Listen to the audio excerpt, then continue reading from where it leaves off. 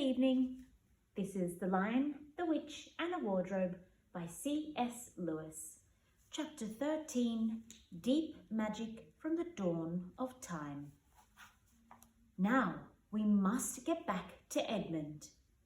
When he had been made to walk far further than he had ever known that anybody could walk, the witch at last halted in a dark alley all overshadowed with fir trees and yew trees. Edmund simply sank down and lay on his face, doing nothing at all, and not even caring what was going to happen next, provided they would let him lie still. He was too tired even to notice how hungry and thirsty he was. The witch and the dwarf were talking close behind him in low tones.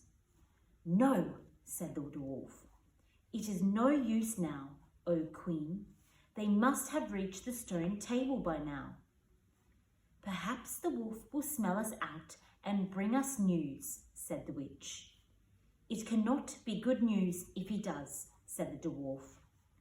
"4 thrones in Cair Paravel," said the witch. "How if only 3 were filled? That would not fulfill the prophecy." "What difference would that make now that he is here?" said the dwarf. He did not dare even now to mention the name of Aslan to his mistress. "He may not stay long, and then we would fall upon the 3 at Cair.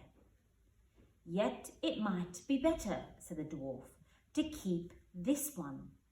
Here he kicked Edmund, "for bargaining with." "Yes, and have him rescued," said the witch scornfully. "Then," said the dwarf, "we had better do what we have to do at once." "I would like to have it done on a stone table itself," said the witch. "That is the proper place.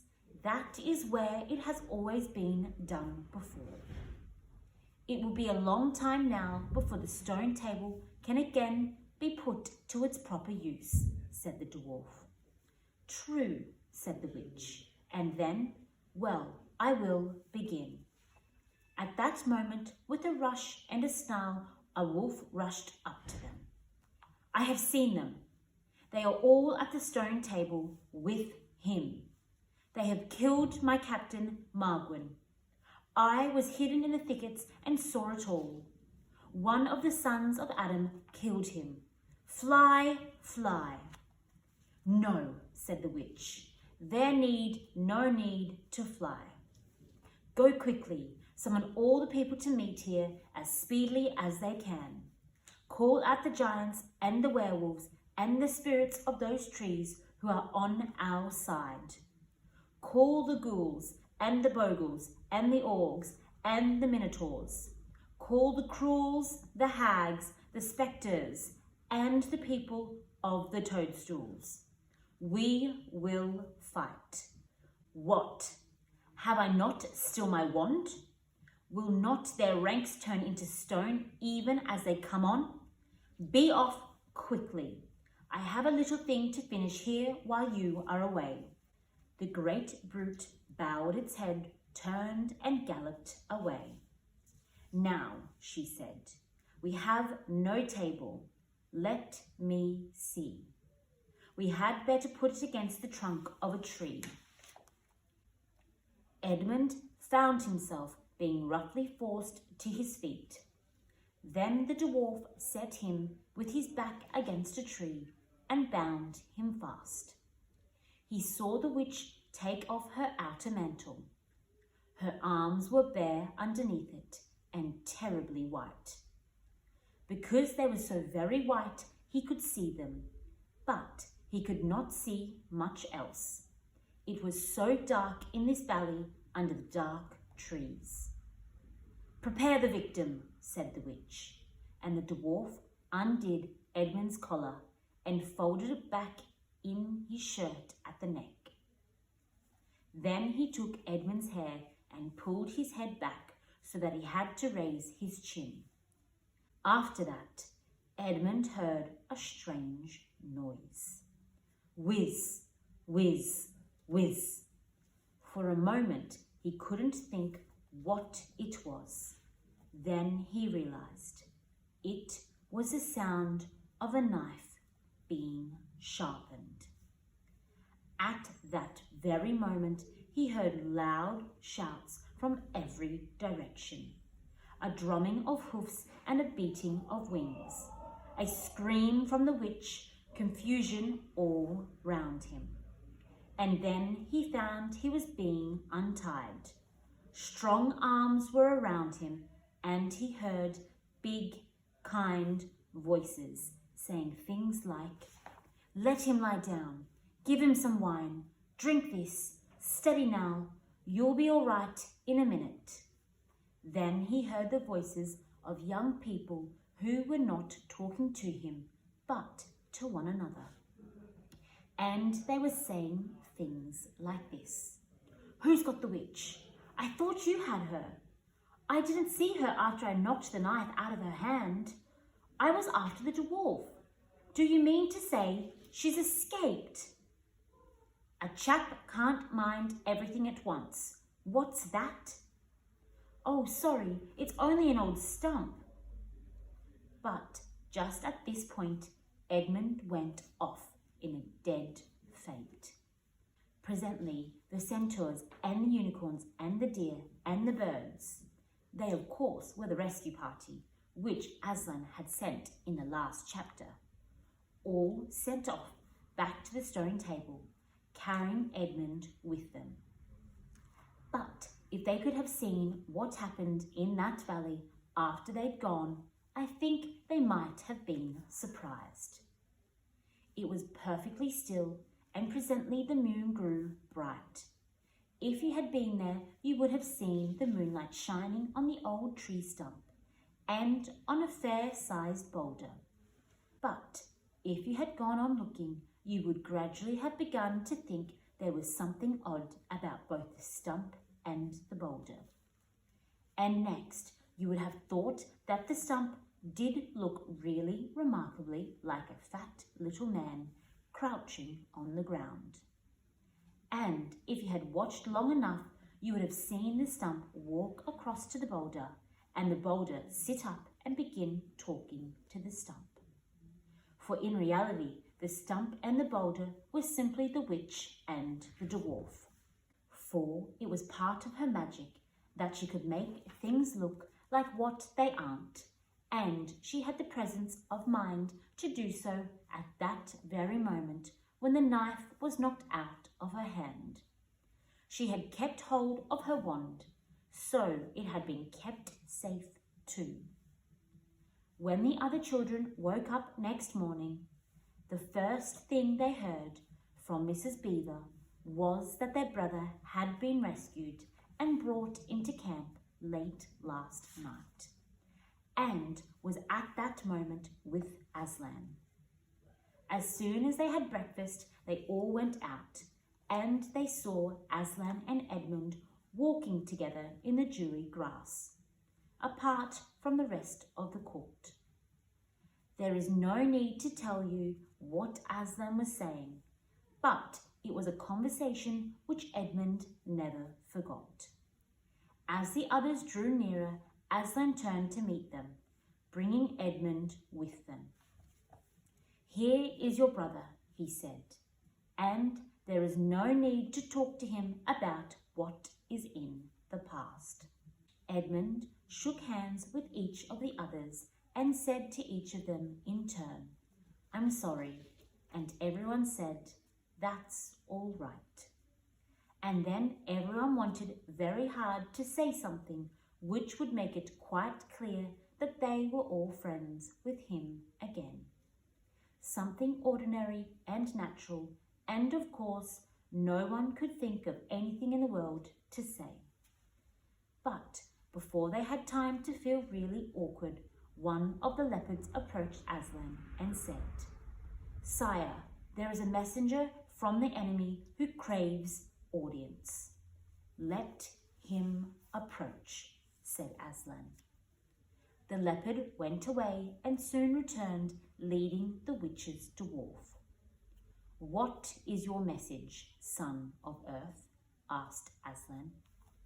"The Queen of Narnia and Empress of the Lone Islands desires a safe conduct to come and speak with you," said the dwarf, "on a matter which is as much to your advantage as to hers." "Queen of Narnia, indeed," said Mr. Beaver. "Of all the cheek." "Peace, Beaver," said Aslan. "All names will soon be restored to their proper owners. In the meantime, we will not dispute about them. Tell your mistress, son of Earth, that I grant her safe conduct on condition that she leaves her wand behind her at the great oak." This was agreed to, and 2 leopards went back with the dwarf to see that the conditions were properly carried out. "But supposing she turns the 2 leopards into stone?" whispered Lucy to Peter. I think the same idea had occurred to the leopards themselves. At any rate, as they walked off, their fur was standing up on their backs and their tails were bristling like a cat's when it sees a strange dog. "It'll be all right," whispered Peter in reply. "He wouldn't have sent them if they weren't." A few minutes later, the witch herself walked out onto the top of the hill and came straight across and stood before Aslan. The 3 children who had not seen her before felt shudders running down their backs at the sight of her face. And there were low growls among all the animals present. Though it was bright sunshine, everyone felt suddenly cold. The only 2 people present who seemed to be quite at ease were Aslan and the witch herself. It was the oddest thing to see those 2 faces, the golden face and the dead white face, so close together. Not that the witch looked Aslan exactly in his eyes. Mrs. Beaver particularly noticed this. "You have a traitor there, Aslan," said the witch. Of course, everyone present knew that she meant Edmund, but Edmund had gotten past thinking about himself after all he'd been through and after the talk he had had that morning. He just went on looking at Aslan. It didn't seem to matter what the witch said. "Well," said Aslan, "his offence was not against you." "Have you forgotten deep magic?" asked the witch. "Let us say I have forgotten it," answered Aslan gravely. "Tell us of this deep magic." "Tell you," said the witch, her voice growing suddenly shriller.